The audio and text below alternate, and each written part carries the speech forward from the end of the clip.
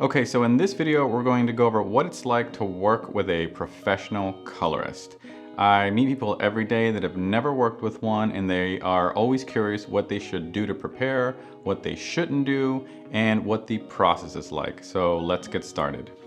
Okay, so before we jump in, I just want to say very quickly, bring up why would you want to work with a professional colorist?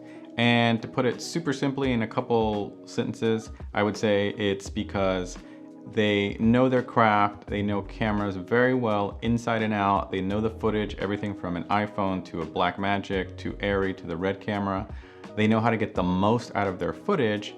And if you find a colorist who's very experienced and also creative, because it is a job that's, heavily technical and heavily creative, if you find someone who's creative, they've done a ton of looks, they know what's popular, they know what isn't popular, they know what's a cliche, what's to avoid, and they can create original custom looks for your project. And a lot of the comments that I typically get when I work with first-time filmmakers who are working with the colors for the first time is they're usually surprised how fast colors will do the job, how good it looks, and I don't know how many times I've heard a comment like, wow, you just did in about 10 seconds what usually would take me about 5 or 10 minutes, and then it still wouldn't look right.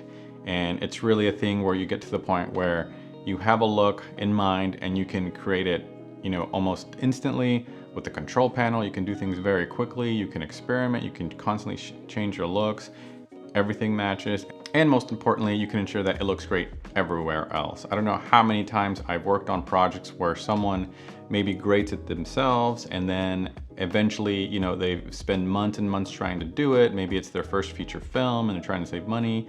They're grading also, on maybe their MacBook Pro or some other uncalibrated monitor. That's another huge reason why you're getting a professional colorist, is because they have a grading suite.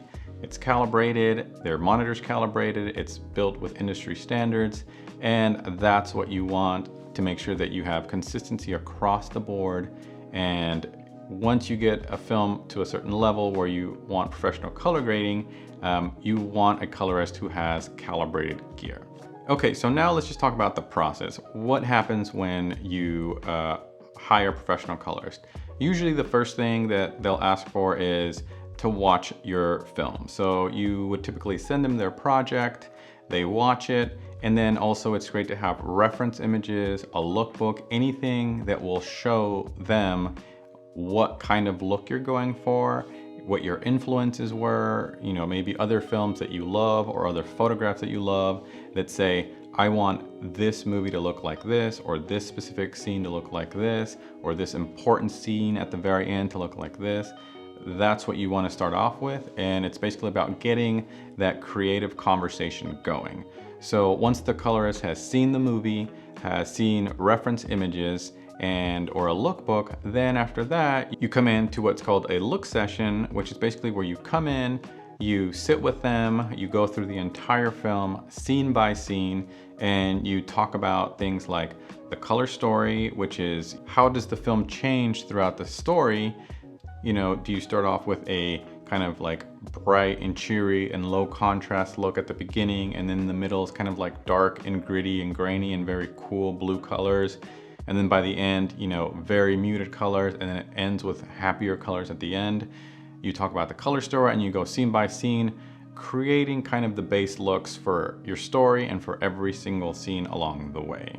And this can be a place where maybe you experiment a little. Maybe you might come in and have no clue what you want to do with your movie, and you want them to kind of show you, what's kind of possible. Maybe you've meticulously planned everything, and you maybe come in with your DP and you sit, and basically that's what the look session is. You keep communicating and you tell them what you want, and they show you what you're asking for. And then after this, this is where you kind of go in two different directions, and it's largely based on things like your schedule, your budget, how picky you are. Sometimes if it's, a corporate video and you might be busy working on 1 million videos and you've worked with that colorist before and you trust them and it's kind of the same look you do for all of that specific client, it might be a thing where you just, okay, that's what I want. You leave, they work on it by themselves, and then you come back in and you watch it in person. or it might be a thing where you just like send them online proofs. And that brings up the topic of supervised sessions and unsupervised sessions. So a supervised session is one in which you sit with the colorist during the course of the work. Now for supervised sessions, it really depends on your experience level. Sometimes you do want to sit there the entire course of the project and work with them. Typically that's a little bit more normal on like shorter, below 5-minute projects, that kind of thing. But for something like say a longer form project or even a short film, it's really up to you as the filmmaker or as the DP. Supervised sessions also do tend to be more expensive than unsupervised sessions, and a supervised session is basically where the colorist works on their own. And if you've communicated, if you've set looks for all the scenes and you're on the same page, you know what's going to happen. Sometimes there's no point in you sitting there, doing nothing for the most part. And it's better for you just to leave, because the colorist now needs a week to maybe, finish that 2-hour movie. And it's more efficient for them just to work alone. And then once they're done, you can come in and, review the entire film with them, watch it together, and then you give them notes. And so really it's kind of a combination of supervised grading and unsupervised grading. And typically that kind of worked itself out organically. Typically someone might come in and they'll say, okay, I think we've established looks here, so I'll let you work on your own, and then maybe let me know when you're done. I'll come in, we'll sit together, we'll watch it. I'll give you notes, maybe we'll tweak a few scenes together, and then I'll leave again. You can work by yourself, and then, and then you just kind of repeat that over and over again, usually, 2 or 3 times, maybe a little more, maybe a little bit less.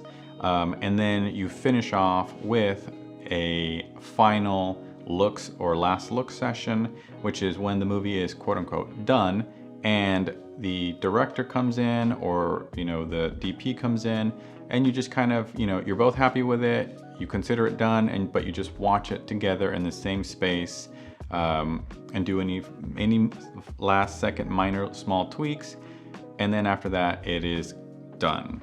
So to kind of summarize that middle work section, again, you either tend to go fully supervised or fully unsupervised. So a lot of times it is based on the budget, which you do, but most of the time it is a combination of the two, and most of the time it is the first session is always supervised, work on your own. I come in and sit with you for a few hours to check the work. I leave, you work by yourself again, I come back, and then that keeps going and going and going until the movie is done, it's perfect, and everyone is happy. And then you finish it off with one last screening, last look session where you sit together, you watch it, and just to make sure everything is great, nothing was missed. And then once that's done, you're finished, you export the film, and everything is done, everyone's happy, and that's the end of the grade. Okay, and so the last thing that I leave you with is to always come prepared to the grading session. So I would suggest, even if you've sent lookbook images and references, maybe watch through your project one more time and go scene by scene and start thinking, okay, what look do I want for this scene? What look do I want for that scene? That way when you get into the grading session, you have something in mind and you can start the creative process right away. Now, one thing I will say is it's also really common, especially the first time you're working with a colorist, to walk in, you have an idea of what you want, but color is something that's very subjective and it's very hard to articulate what you want.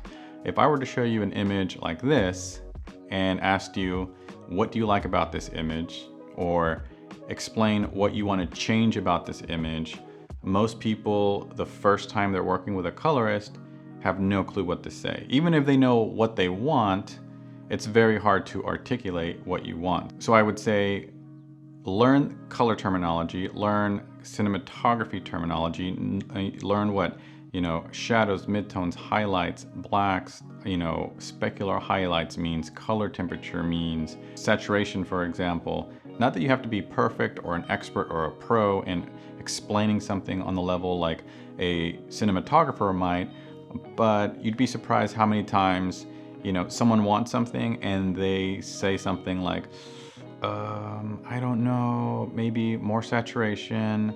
No, maybe less saturation. No, maybe brighter. No, maybe darker. And that's the extent of their vocabulary, is brighter, darker, more saturated, less saturated.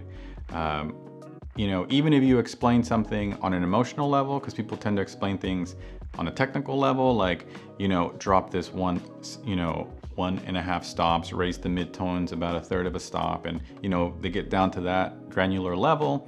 And then other people tend to be more emotional and just say things like, oh, I want this scene to look like, this is the best day of his life, and be warm and beautiful and vibrant and have like all of this beautiful soft light. And both of those are just as good. A good colorist can, take that information and translate it to the screen and create something for you. And that only comes by being prepared, knowing the terminology, at least on a basic level, and have ideas before you come in. Okay, so that's the video. Hopefully you got something out of it. Like if you did, subscribe. I have a ton more videos coming. And if you like learning about this kind of more on the professional level, real world kind of stuff, let me know in the comments. I love hearing what you have to say. I love hearing if you want to hear more tutorials or real world stuff. Let me know, and I'll see y'all next time. And another thing I'd like to share with everyone is I am also a top teacher on Skillshare. I have hours and hours of color grading courses. So if you're looking for something structured with, a lesson by lesson explanation of different methods in color grading, from technical to creative, from getting started to more advanced stuff, check out Skillshare.com and search for me, Fred Trevino. And if you click on the link in the description below, you do get 30 free days to check out the classes, and then decide whether or not you want to go, for a membership or not. So there you go, Skillshare.com. Check it out.